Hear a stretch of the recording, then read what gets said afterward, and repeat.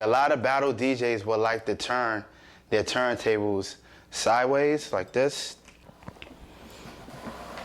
just to prevent from hitting the needle, because if you try to backspin this way, you will have the tone arm kind of in the way to, like, you know, sway back and forth with the motion. So a lot of DJs will turn both turntables sideways so all the needles can be vertical, you know, left and right needle. So basically, that's a battle setup. And the original name, the original terminology is called Philly. Who was the first person to invent this style was DJ Cash Money in like 1987. It was the 87 New Music Seminar DJ Battle for World Supremacy. And everybody was cutting, they was cutting turntables the regular way, the standard way of backspinning. But he was the only outcast of a whole bunch of DJs, like 20 DJs that was in the battle, and he turned this turntable sideways, and he actually had a lot of speed compared to like a lot of DJs, because it's actually a little harder to perform with the turntables standard. So like this is the preference, the standard preference for a battle DJ.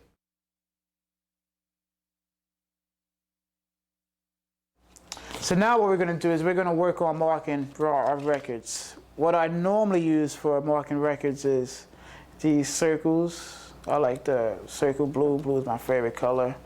Anyway, I use the circles to mark the part of the record right before the part that I want to scratch comes in, which is normally like the blank part of the record or wherever else. So what I do is I take the needle, put it on the record, find my spot first.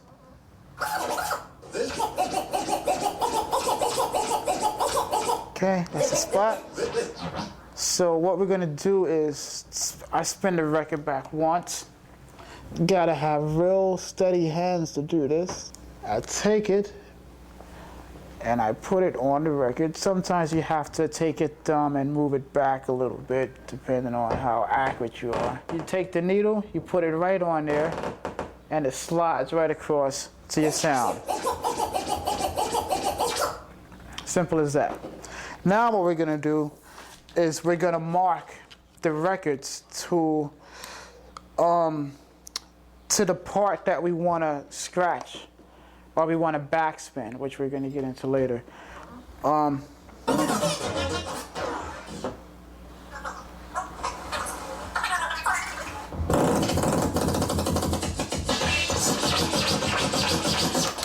Okay, that's the part we want to backspin, right? So make sure your spot is accurate. Now, some people mark at 12 o'clock, right? Which is, if you're looking at the record, obviously 12 o'clock is straight up. So, but I like to mark to the needle, which means I'll take my mark, and instead of the mark going straight up, which is right here, I'll put it to where the needle starts. Okay? That's right there. This way, no matter where I take the record, it's still, the one is right there. The one is always going to be right there, pointing to the needle.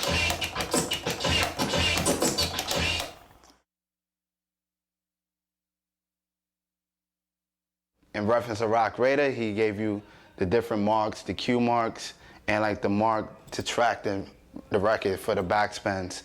So now what we're gonna do is fill up this holes. So if you really want to get advanced in backspinning, you won't really have any problems with the needle skipping, because you have a lot of stability. Because basically right here, the hole is kind of loose, as you can see. So like what you can do is take a mark here, one of these marks, place it in back. Like maybe if you like the backspin on the A side, you can place it on the B side so it won't show. And then what you do, right in the middle of the spindle, you just push down on it and it pops in place. Now you have a lot of stability. Now we're going to demonstrate the techniques of scratching.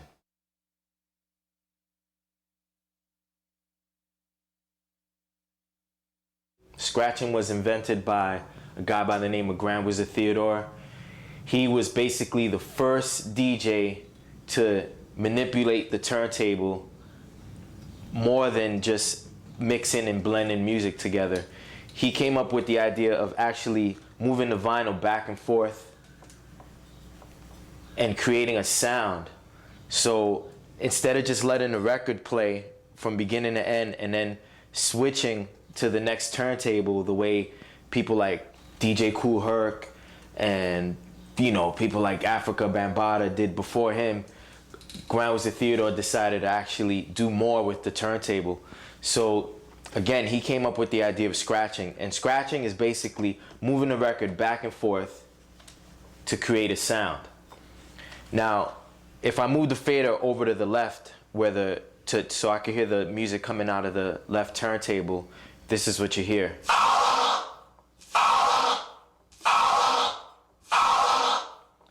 Now, by moving the record back and forth, you're gonna get a sound, and that sound is called a scratch.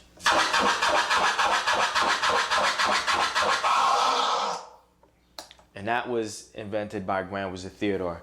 Now, there's a lot of different forms of scratching. The slower you scratch, the lower the pitch of the sound.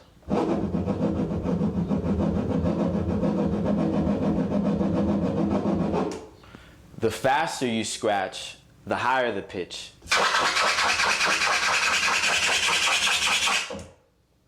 So, and in between there, you have a wide variety of different sounds. Now, after Grand Wizard Theodore invented the scratch, all these DJs started to learn from Theodore and started applying their take and their twist on how to perform a scratch. So where Theodore was doing this,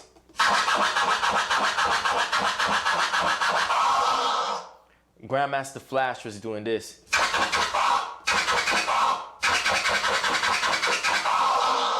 Actually incorporating the use of the fader, which is the knob in the middle of the mixer, or the up and down, which is the level knobs. It allows you to start to create a wide variety of sounds. I could do a scratch like Grand Wizard Theodore, but once I incorporate the fader, it sounds like this. Now you just change the scratch. So this is the original scratch sound. Now I'm incorporating the use of the fader.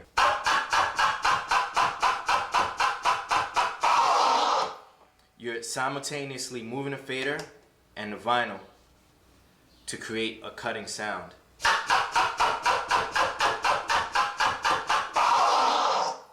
And it all stems from this.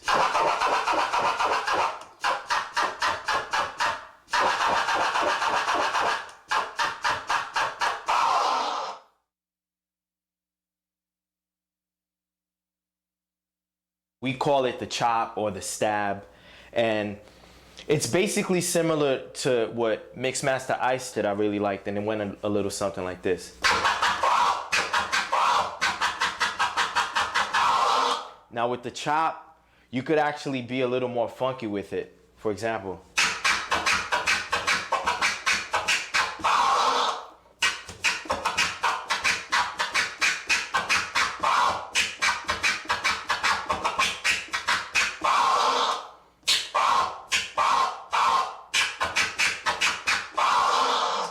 That's like chopping, or we could also call it cutting, because you're cutting the sound in and out by using a fader.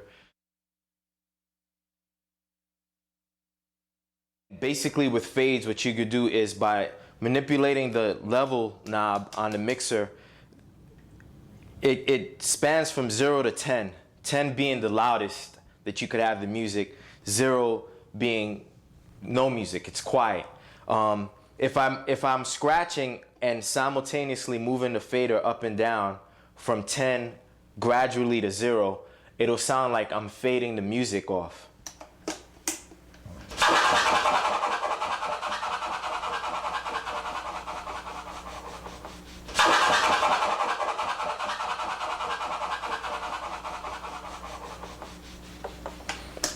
So it's like an echo effect. Now what I'm gonna do is create a delay effect or echo effect by scratching the record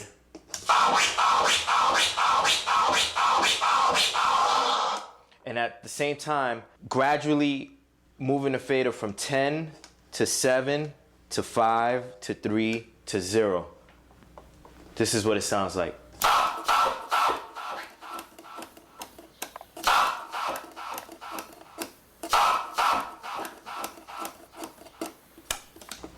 So now you're fading.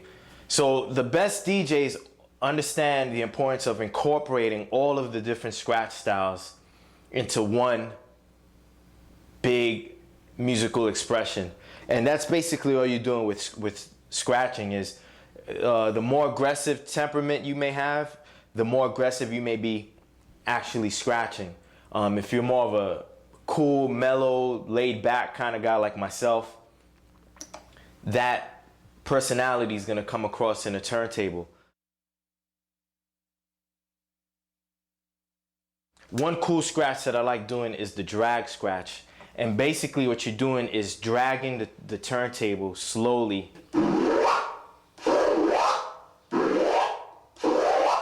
So here's a backward drag. This is a forward drag. Backwards because you're starting from the end of the sound and pulling it back.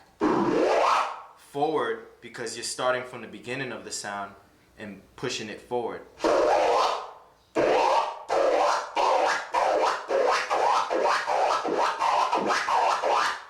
And those are drags. Another scratch is called the transformer scratch, and that was a scratch invented by a guy named Spinbad, coming out of Philadelphia. And back in the 80s, there's this popular cartoon called the Transformers.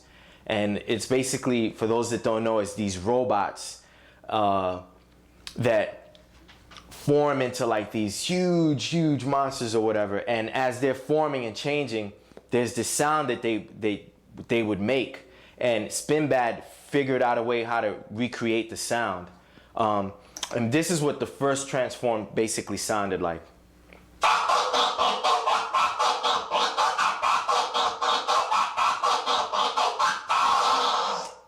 That's slow. Then came a DJ from Philadelphia as well named Cash Money, and he saw Spinbad and perfected that style by practicing over and over again and then incorporating more of his personality into what he learned from Spinbad. And Cash came and the transformer went from sounding like this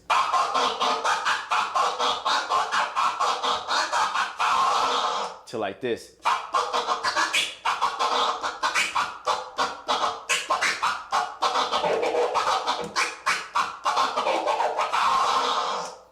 Cash Money added like a funkiness to the transformer. And that's really one of the main things that anyone that wants to learn how to DJ should take away from watching this video. And that is, it's okay to watch someone do something that you like, but always try to figure out a way to if you're gonna copy, figure out a way to make it better. Figure out a way to incorporate your personality in that particular style that you saw a DJ perform. And that way you're always trying to keep the art progressing and you're helping the art grow, because you don't want to just be a copycat. You don't want to just be someone who's replicating what they've seen already. You want to understand what a person is doing, learn it, then make it better. And that's what, people like Grandmaster Flash, Mixmaster Ice, Cash Money all did from and it all stemmed from that one scratch that Grand Wizard Theodore did.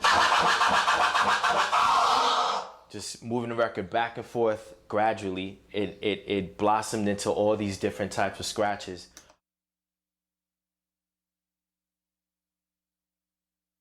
The chirp scratch was a scratch that was made real popular by Jazzy Jeff. And with the chirp scratch, what you're basically doing is scratching the record back and forth really fast. But you're incorporating the use of the fader and you're moving it in sync with the vinyl. And this is what the chirp scratch sounds like.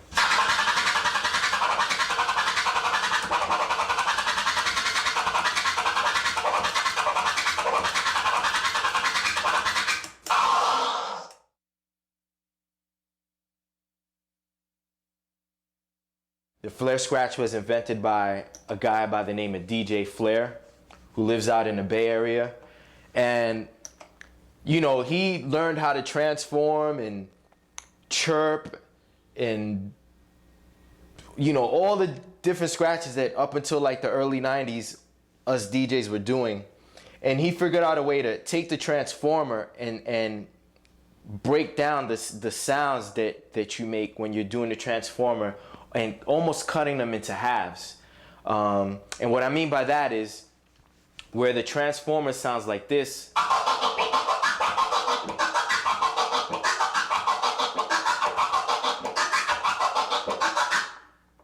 the flare sounds like this.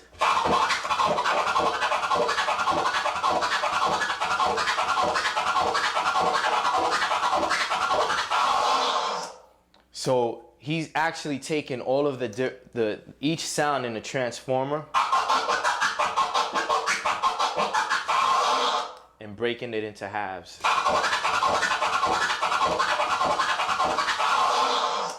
And there's different flare scratches. There are 2-click flare scratches. There are 4-click flare scratches.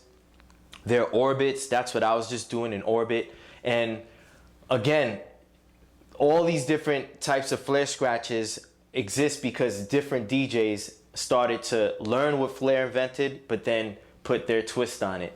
And you know, you could flare with the up and down. DJ by the name of Qbert has made that real popular. Flaring with the phono, or we call it the up and down, and actually making the flare fade away or echo out, and then bringing it back in.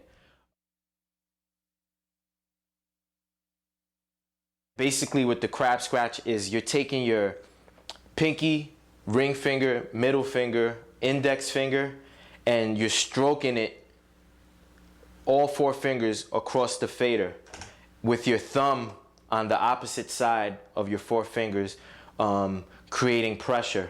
So this is what it looks like. Almost like a crab walking, you know? And Qbert really made the scratch very popular. And this is what it sounds like.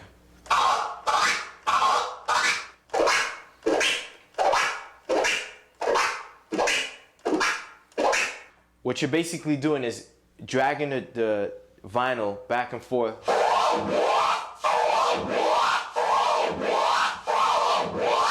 and incorporating the use of the fader.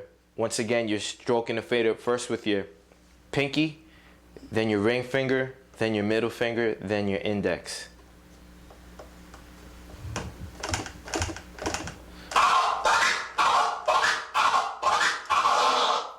And you could start incorporating different ways of executing the crab scratch.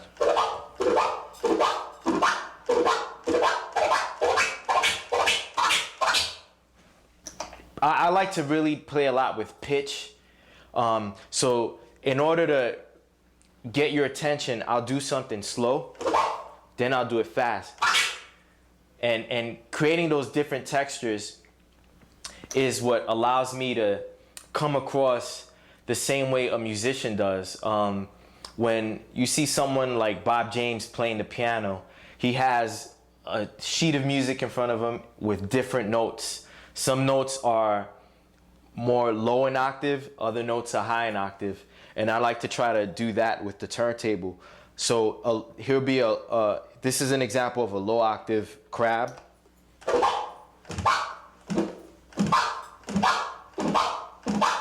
And here's a high octave crab. Now if I combine them together,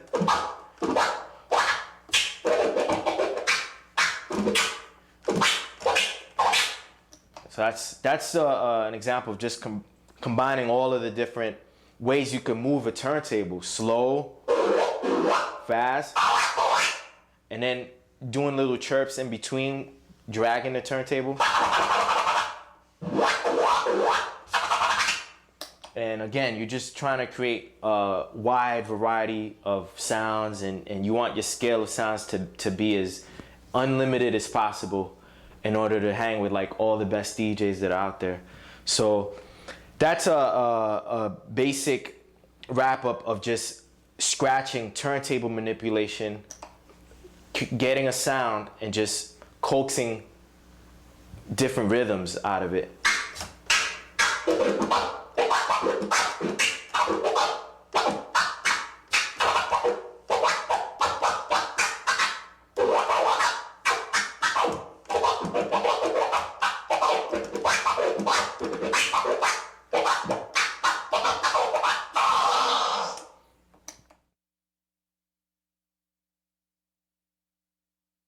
Now, when you're scratching to a beat, the main thing is to be in sync with what the tempo is playing out of your speakers.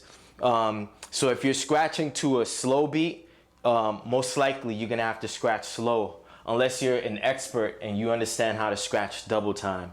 And that basically, scratching double time is you're multiplying the speed of your scratches, so that it's going twice the speed of the music that's playing out of the turntable. Since we're going through a lot of the basic steps of scratching, I'm just gonna scratch to a regular 4/4 count. And that's basically being able to count 1, 2, 3, 4, 2, 2, 3, 4, 3, 2, 3, 4, and so on and so forth. I'm gonna play a beat, and what we're gonna do is a 4 count. 1, 2, 3, 4, 2, 2, 3, 4, 3, 2, 3, 4, 4, 2, 3, 4. That's a 4 count. And your scratches have to match the tempo of this 4 count beat. Here's an example.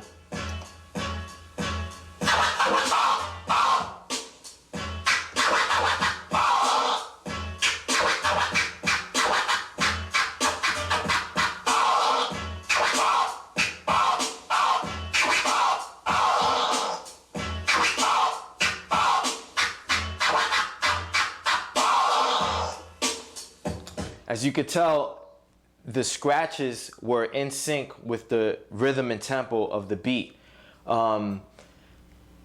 If you're scratching too fast, it may not sound right. If you're scratching too slow, it's not gonna sound right. You have to be quantized. You have to be perfect with your tempo and your ability to stay on beat. It's almost like an MC when he has a beat and he's rhyming on top of the beat. He's flowing. Everything he says falls on every kick, every snare, every hi-hat. And the worst MCs are the ones that can't keep up with the music, that don't know how to count bars. And that's basically what you're doing when you're scratching to a beat, is you're counting bars. You're scratching in sync with the rhythm and the tempo of the music that you're playing from your speakers. Same thing for a guitar player. If I was up here playing guitar, then I'd follow the tempo and rhythm of the music. If I was playing the piano, I'd follow the tempo and the rhythm of the music. It's the same idea with the turntable. You want to treat this like an instrument. You want to be able to scratch in a way that another musician will understand what you're trying to express. Once you've learned the basic scratches, like the baby scratch, which is the scratch that Grand Wizard Theodore invented, once you learn different chop techniques, once you learn ways of making the sound echo and fade out, then you combine all these different styles and approaches to scratching, and you express your take on all of those different styles over music. Here's an example of combining different styles of scratching over a beat.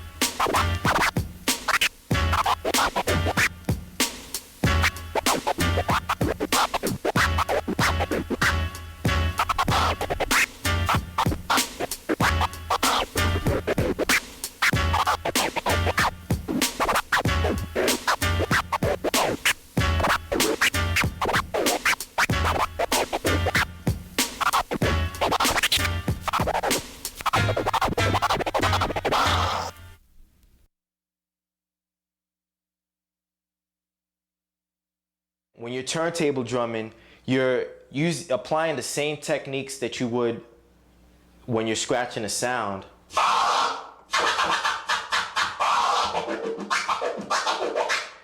Incorporating the use of the fader, moving the record back and forth, but you're doing it with a kick and a snare.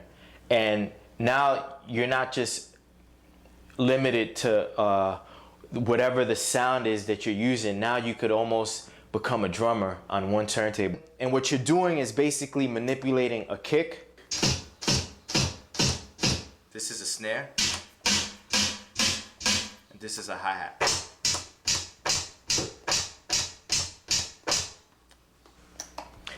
And you're manipulating these three sounds the same way a drummer would on a drum kit. The only difference is you're using the drums that are coming out of the piece of vinyl that you option to use. So here's an example of turntable drumming.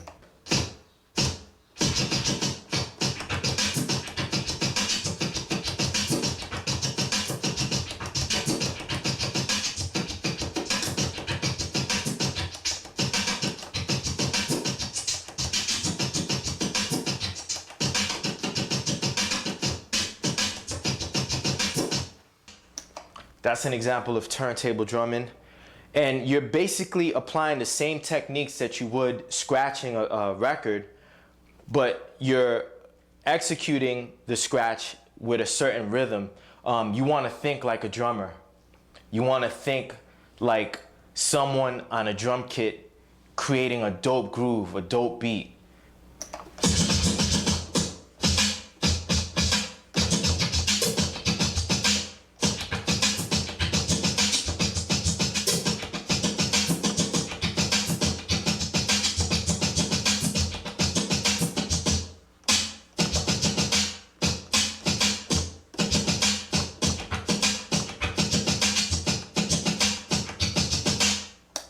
That's an example of turntable drumming. In the earlier days, people like Charlie Chase from the Cold Crush Brothers and Grandmaster Flash and Grand Wizard Theodore would make turntable drumming sound like this.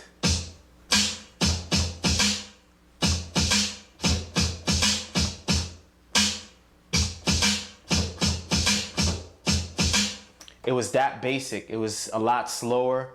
Then people like Cut Creator came along and started figuring out ways of recreating their favorite drums to a rap song. There was this rap song called Big Mouth that a group called Houdini came out with. This is like in the late 80s. And there's a song by LL Cool J called My Radio, where at the end of the song, he tells Cut Creator, he goes, "Cut Creator, rock the beat with your hand." And this is what the drum beat of Big Mouth used to sound like.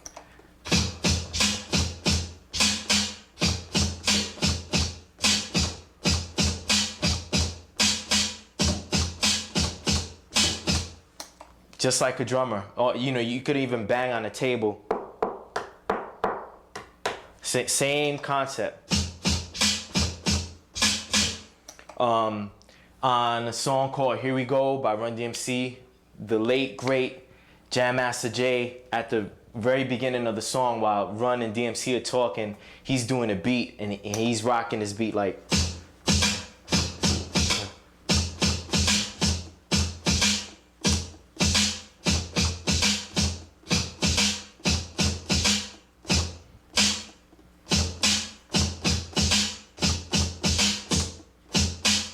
So you're just taking a kick and a snare and just altering the sound and recreating your own drum beat or your own drum pattern. But that's for DJs that have a good understanding of how to scratch. Without being able to move the record back and forth,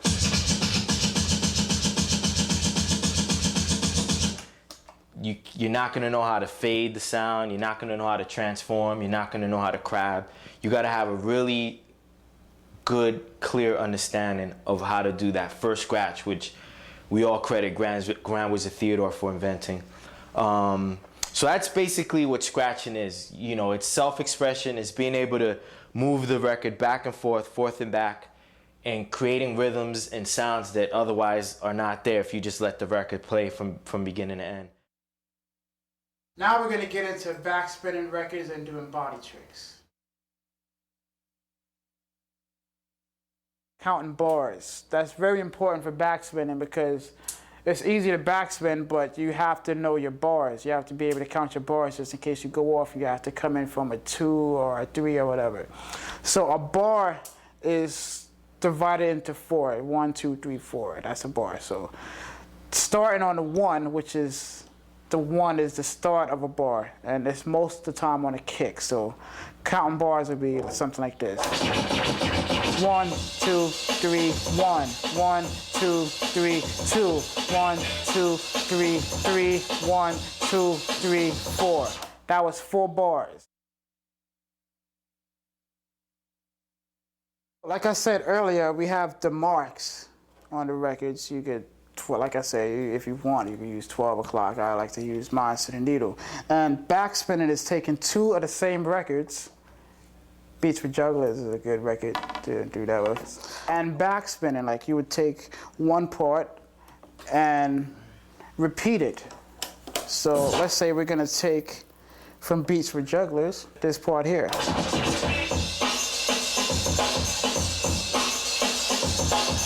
And we're gonna take this, we're gonna take 2 copies of this record, using the marks if you want, if you're on that level, or you could use headphones if you're just spinning in the clubs or just spinning for at picnics or whatever you're gonna do.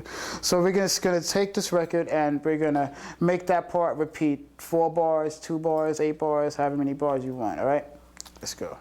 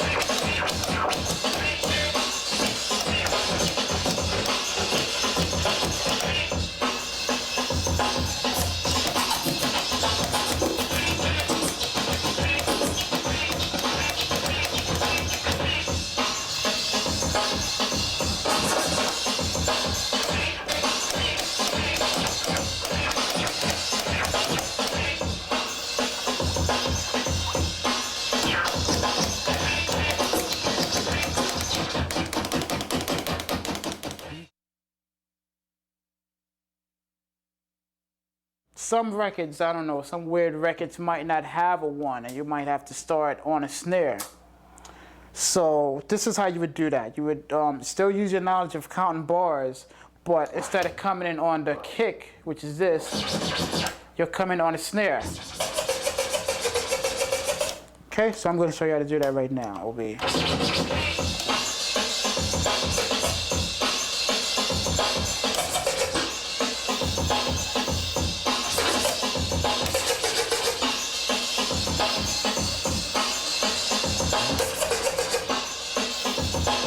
See, it's pretty easy. Body tricks is doing the same thing as backspinning. In the middle of you doing backspinning, you're gonna instead of just moving the fader and just going back and forth with the fader like this, now we're gonna move the fader under our legs or behind our back or spin it around and stuff like that. So to do this, obviously you have to master backspinning, of course. And let's not rush. If you're not 100% comfortable with backspinning, let's not try to do body tricks because this is more advanced. And the most important thing here is keeping the record on beat and making it sound like it's a loop and it's not just somebody cutting a record poorly and you're not on the one. You have to be 100% accurate before you start doing body tricks. And I'm going to show you some stuff right now.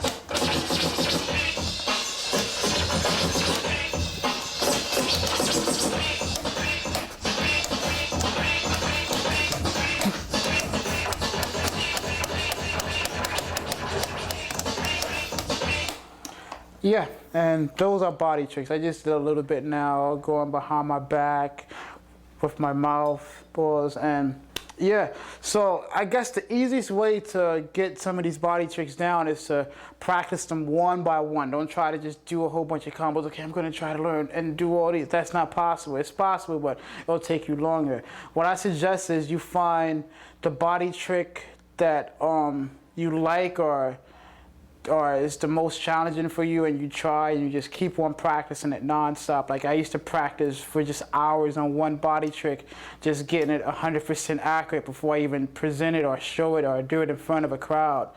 So yeah, what I suggest is just to master it, just practice it. Don't expect to get it in one day or in a couple hours. Just really sit down, practice with some records that you're comfortable with. Make sure that the record isn't going too fast.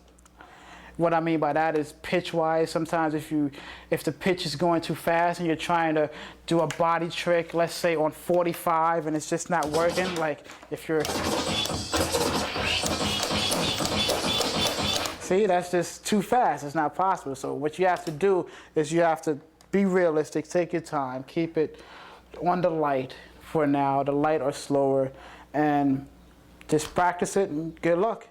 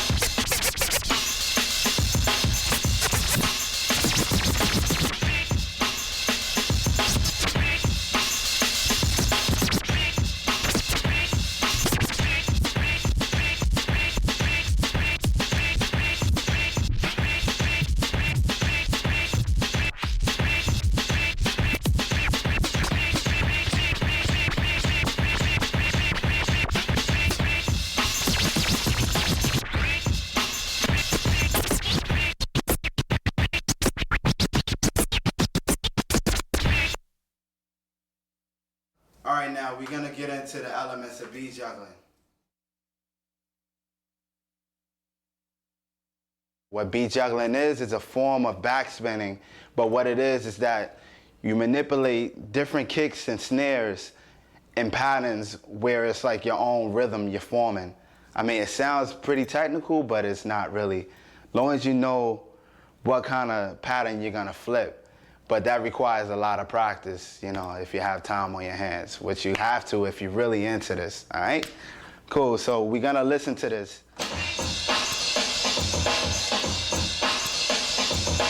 Okay, so what sounds interesting to this track is the beginning on how it hits. It has a strong beginning to it.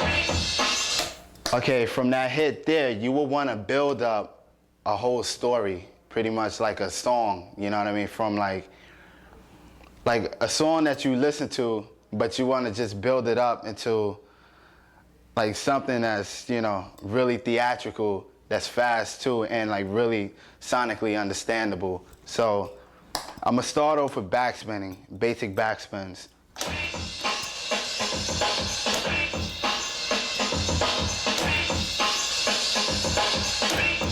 so you can get a head bob and a sense of rhythm as you backspin.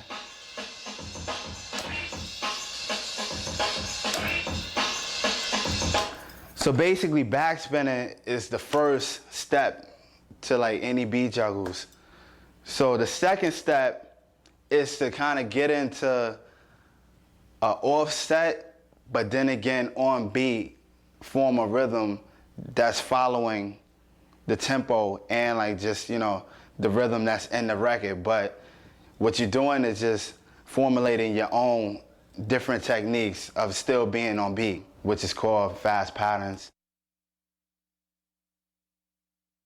Fast patterns consist of just fast backspinning. So what you want to do is just combine at least like 4 patterns at the same time, and then, you know, flip it into like a story. So check it out.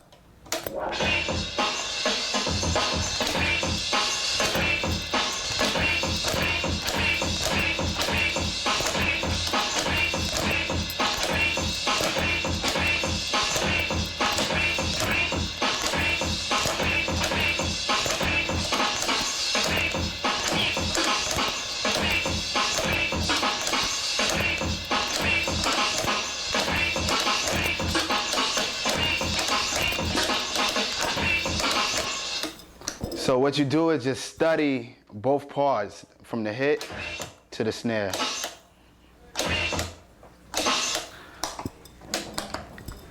But what you have to do is be conscious of just backspinning. Like everything starts from just the realm of backspinning.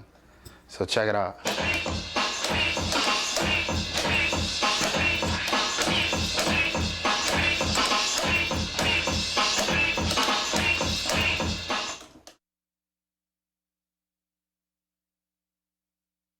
Now what I'm gonna do is I'm gonna take one record, I'm gonna grab it and then just start breaking it down in the rhythm.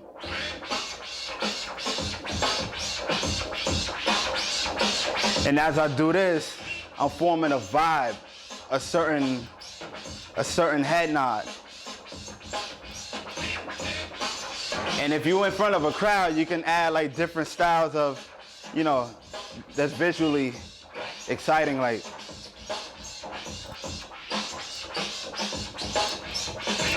And I'm quite sure the crowd be like, oh, check them out.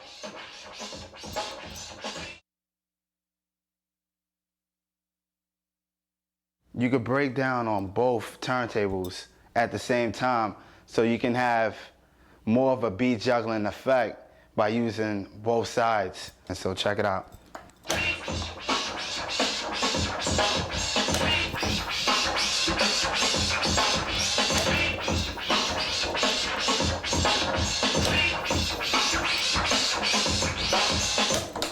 Basically, all that is just beat juggling, going back and forth while breaking down the rhythm. What I want to do is kind of elaborate a little more on the breakdowns of beat juggling. So basically, what you start off is what I showed you.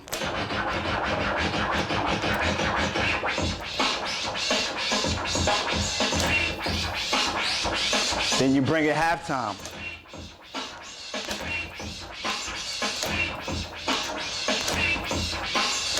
To, you know, build like pretty much a story, like a story of what you're trying to do as far as like, you know, composing a whole beat juggle. All right, so I just show you all the steps of beat juggling. You know, you got your breakdowns, you have your fast patterns. So what I want to do is combine both of the elements together to make like a whole complete routine.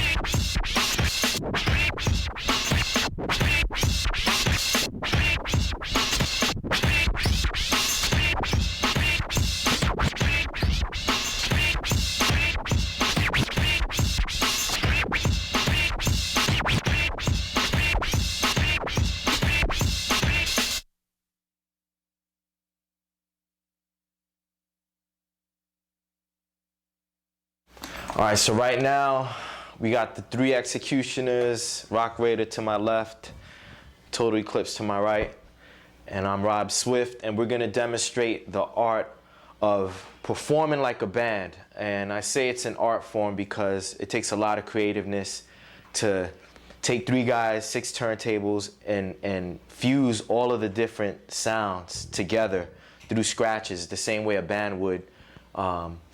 On this particular routine that we're gonna do, it's gonna be basic improv. We're just gonna do whatever comes naturally to us. I'm gonna be the drummer. Total Eclipse is gonna be the bass player, and Roc Raida is gonna be the horn.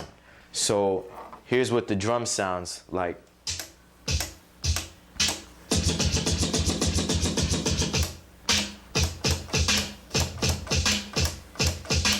Those are the drums, and that's gonna basically be the meat of the whole routine. Total Eclipse is gonna be on the bass line.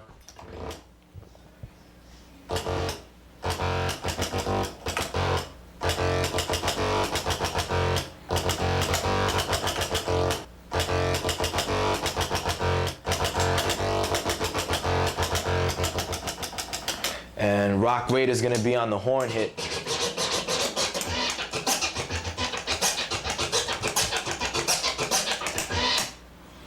So the basic concept of jamming like a band would, in the sense of using 6 turntables, is the drummer wants to create a tempo.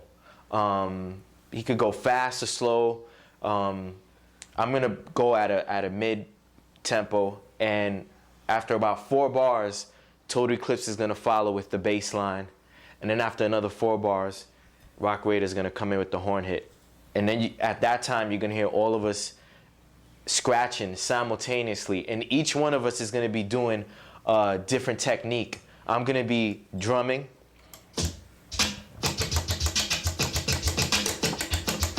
And Total Eclipse is gonna be actually manipulating the pitch on the turntable to achieve different bass notes.